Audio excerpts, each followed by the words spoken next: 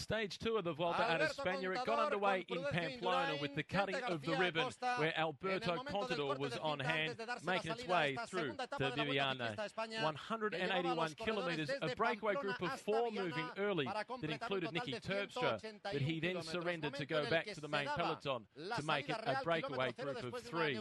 The 3 leaders at one point built up a lead of 4 minutes and 23 seconds before it started to close down, as Contador was enjoying a laugh with the defending champion, Juan Jose Cobo, back in the main peloton.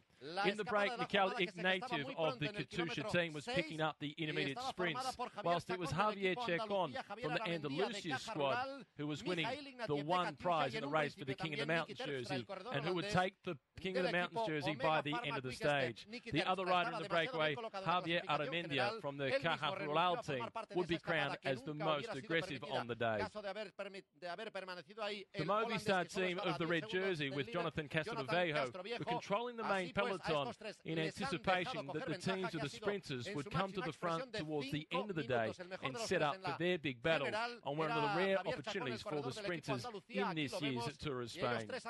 As the breakaway surrendered and went back to the main field, the teams of the sprinters did start to mill towards the front, but so too did the teams of the riders chasing glory in the general classification, as there was some crosswind to contend with, and Froome had his Sky teammates towards the front, as did Saxo Bank looking after Alberto Contador.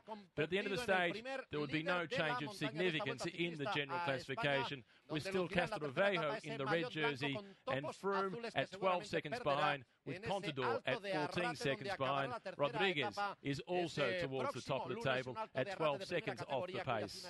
As the last 2 riders from the breakaway group were finally caught, Sky came to the front, starting now to think about Ben Swift to try and win the stage, as Sergei Legutin, the Uzbekistan national champion, launched his bid for victory off the front for Vacances Soleil.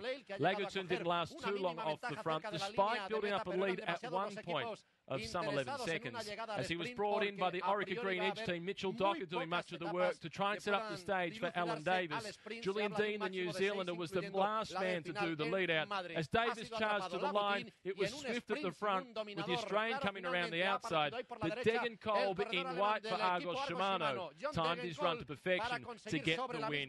It was Davis in second position, Swift in third place, Viana, the Italian, was in fourth position, as Castrovejo in the red jersey stayed safely in the main peloton. Degenkolb, his first Grand Tour, stage 2, and he gets his first stage victory. Argos-Shimano, one of the wildcard invitations to the race, have more than justified that invitation. The race heads to the mountains tomorrow. Can Castrovejo hold on to red?